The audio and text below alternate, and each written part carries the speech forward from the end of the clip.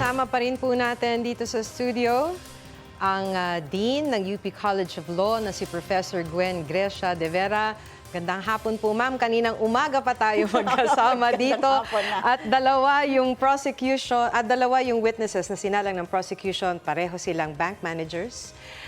Yun nga lang, syempre magkaiba ng amounts at pero they're both bank managers. What are the key takeaways for you dun sa dalawang prosecution witnesses today? Yung una po, pareho po silang nagsabi na sa palagay nila unusual yung transaction. At least po yung unang withdrawal or encashment ng check. No? Pareho po silang nagsabi na base sa kanilang karanasan, malaki yung halaga na yon para i-encash. No? Kadalasan daw po, pag gano'n nakalalaki, ang kinukuha po ng mga ahensya ay cheque. Kumukuha ng cheque. Yung pangalawa po, makikita po natin kung ano pa po yung kailangan na isalansan ng prosecution para sa Article 1. Yung Article 1 po kasi, ang nakalagay po doon ay misuse, misappropriation, at irregular liquidation ng confidential funds. So, nandito pa lang po tayo doon sa pagpapatunay na nakuha po ng isang empleyado ng Office of the Vice President at ng Department of Education na tinatawag po nating mga SDOs, yung mga cash, no? Special Disbursement Officer. Special Disbursing Officer. Disbursing Officer. Opo. So, doon po sa OVP, ang nakuha po na total ay 500 million. At dito naman po sa DepEd, malaki din po, no? 112.5 million. No?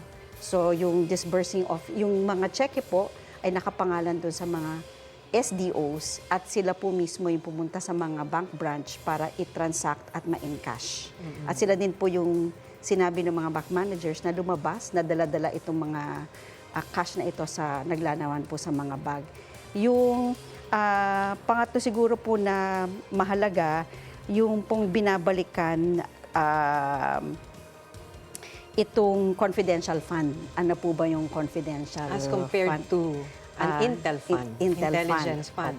So ang confidential fund po, yan po talaga ay maaaring mailagay sa appropriations natin para po sa mga national government agencies tulad na po ng OVP at ng DepEd. No?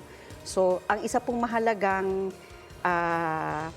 yung naitanong mo kayo na stipulation, no? So, kasama dun sa stipulation na ito po ay nanggaling mula sa Bureau of Treasury at nilagay po sa account ng Office of the Vice President sa Land Bank Shaw Boulevard at nilagay naman po dun sa account ng DepEd sa DepEd branch ng Land Bank. So mahalaga po yun na talaga po ito ay inilagay na po sa mga pondo na to. Ang babantayan lang po natin ngayon, yung una po, may binanggit po si Senator Lacson kanina na COA 2015-1. No? Yun po yung nabanggit ko na rin po kaninang umaga na meron po talagang proseso kung paano po kinukuha yung fund at nakasaad din po doon kung ano lang po ang dapat paggamitan. Kaya po yun yung titingnan natin kasi otherwise po kung ginamit siya para sa ibang bagay, misuse na po yun at misappropriation. So halimbawa po nakalagay doon sa circular na yun, pag nagamit, ang pwedeng mga gamit po sa kanya halimbawa kung merong surveillance na makakatulong doon sa ahensya, transportation, kung kailangan ng secure transportation, pwedeng gamitin doon ang confidential fund.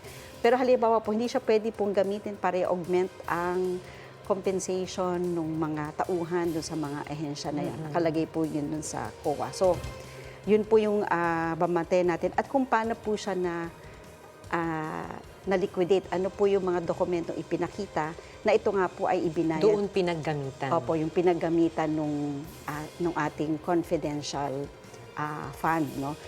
Yung isa pong, para sa akin po, isang mahalaga din, yung naitanong din po ata ito ni Senator Tulfo at ni Senator Lacson, yung confidential fund po kasi, wala pong requirement na siya ay ipasok sa isang account na para lamang sa confidential fund. So talagang pumapasok po siya dun sa fund sa account ng mga ahensya. Okay, Dean. So, ngayon naman humingi naman po tayo ng update. Tawagin natin si Ian Cruz mula sa Senado. Ian. Yes, Maki, natapos na nga ang day 10 nitong impeachment trial ni Vice President Sara Duterte.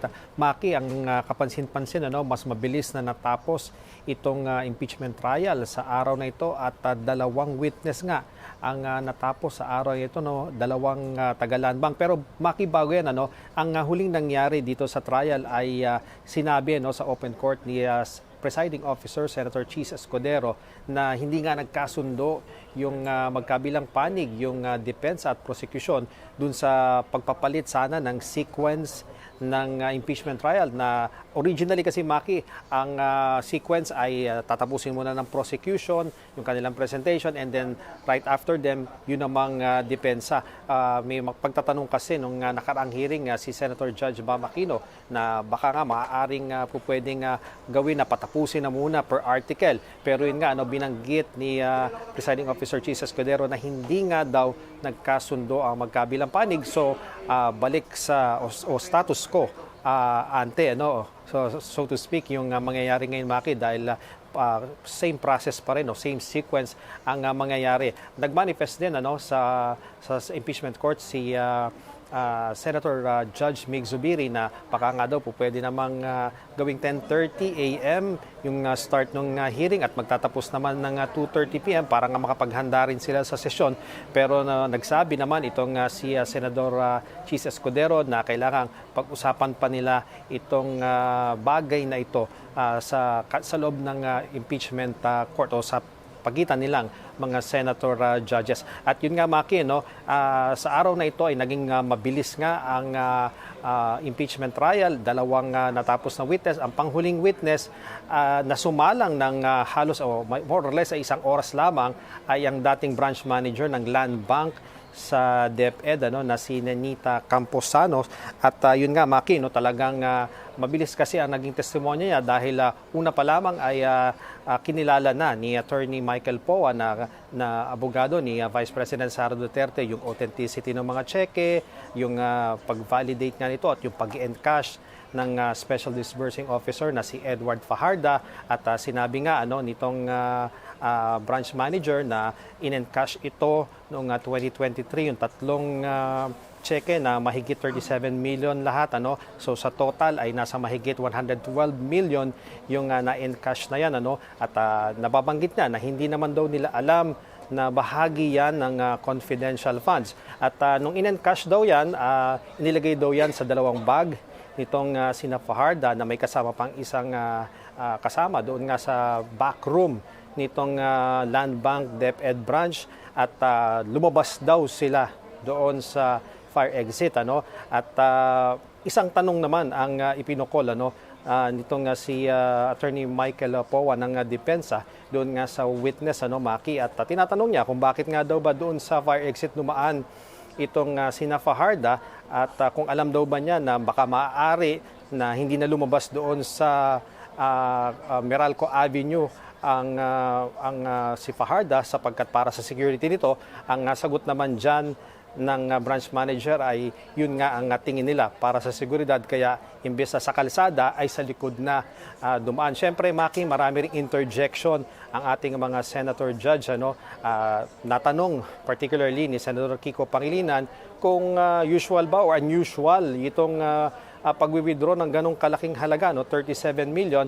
At ang nabanggit nga nitong si Campusano ay sinasabi niya na unusual yan sapagkat usually doon sa DepEd na more or less nasa 10 million pesos lamang yung pina-encash na pera doon sa kanilang branch.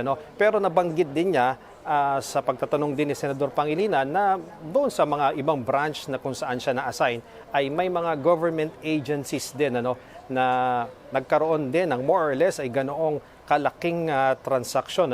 At pero hindi na napiga si Campuzano nga doon sapagkat yun nga, Maki, no, inasabi niya no, na pagdating sa AMLAC law ay hindi basta-basta pwedeng i-disclose yung mga bagay na yan. Inungkat naman ni Senadora Amy Marcos ang patungkol naman doon sa naging testimonya nitong branch manager doon sa House Committee on Good Government, sinasabi niya na yung malalaking transaction ay regular lamang at sabi ni Senadora Amy Marcos kailangan malinawan ang publiko doon sa tila magkaibang sinasabi nito ngayon, pero ang sinasabi naman ng branch manager ang sinasabi niya doon sa naunang hearing sa House ay regular lamang na nagkakaroon nga ng malalaking mga transaksyon ang pribado at pampublikong tanggapan doon sa mga bangko. At Maki, sa susunod na pagdinig, August 3 and 4, tatlo yung sunod-sunod na ipepresenta ng prosecution. Sina Roderick Wamil, ang former state auditor doon sa COA, at si Siren May Del Campo, na present auditor nila sa COA ICFAO, at si Marivic Pareha ng Information Management Department sa Batasan Pambansa. At yan nga, Maki, sa talagang aabangan pa rin natin kung ano rin yung magiging desisyon ng mga senator judges, kung paagahin o papalitan ba ulit nila o i-adjust yung oras nila sa 10:30 dahil nga may request at manifestation si Senador Zubiri. At syempre, kaabang-abang din itong mga susunod na mga magiging witness ng prosecution sapagkat ito na yung mga taga-COA, sila na yung mga nag-audit kung paano ba talaga naggamit ang confidential funds doon sa Office of the Vice President na nasa 500 million pesos at mahigit 100 naman million pesos naman sa panig ng Department of Education na dati ring pinamunuan ni Vice President Sara Duterte. Maki? Okay, maraming salamat sa iyo, Ian Cruz. Balikan naman po natin si Dean Gwen. Dean, kailangan ko kasing itanong to para lang din maintindihan, di ba? Kanina pa nabibitin to. Yung stipulation. Kasi di ba sinisimulan kanina, mula pa kanina umaga, napaka-detalyado na sinimulan ni Congressman Joel Chua. And then sinabi stipulation. If you can just explain to us yung stipulation na yan. Pag stipulation po, ibig sabihin, sumasang-ayon yung isang panig doon sa kabila. Madalas po ginagawa yan kapag po merong dokumento na kailangan pong authenticate. Yung pong ipapakita na kung may pirma po doon, na talagang pinirmahan yon at yun ang taong siyang pumirma. So kung kung maalala nyo po yung umpisa, doon po sa cheque, marami po sanang tanong, yung payee, yung date ng check, at lahat po nung nakasaad sa likod. Kasi yung nakasaad naman po sa likod, ipinapakita doon na nagkaroon ng verification, nag-check yung teller, at nag-approve po yung approver, yung bank manager.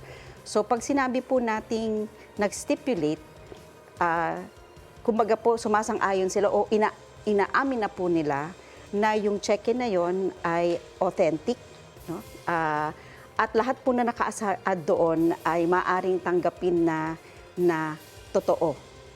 So hindi na po nila, kasi madalas po yan sasabihin, ay Hindi na kontrahin. hindi na po nila kukontrahin. Halimbawa, ay hindi yan pirma ni ganito. Kaya ibig sabihin, hindi talaga lumabas yung ano yan. Pero malawak po yung naging hindi pagkontra. Kasi pati nga po yung, kung maalala niyo po, tinanong ni Rep. Chua. Di ba po, sabi kasi ni Attorney Poa, nag-stipulate na pa kami sa lahat niyan na ang payee ay si ganito, ito yung amount, ito yung date. Lahat ng nakasaad sa likod ng cheque, yung dorsal side na tinatawag, nag-stipulate na po kami dyan. At tinatanggap po namin lahat yan na totoo. Pero dinagdag po ni Rep. Chua, sumasang-ayon din po ba kayo?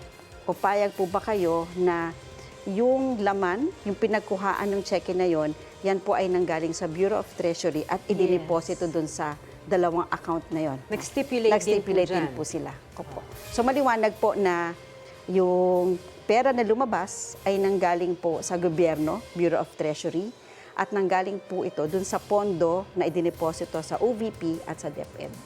Okay. Sa punto pong ito, ma'am, magpapasalamat po tayo kay UP College of Law Dean Professor Gwen Grecia de Vera. Kaninang umaga pa po tayo magkasama, Dean. Maraming salamat po.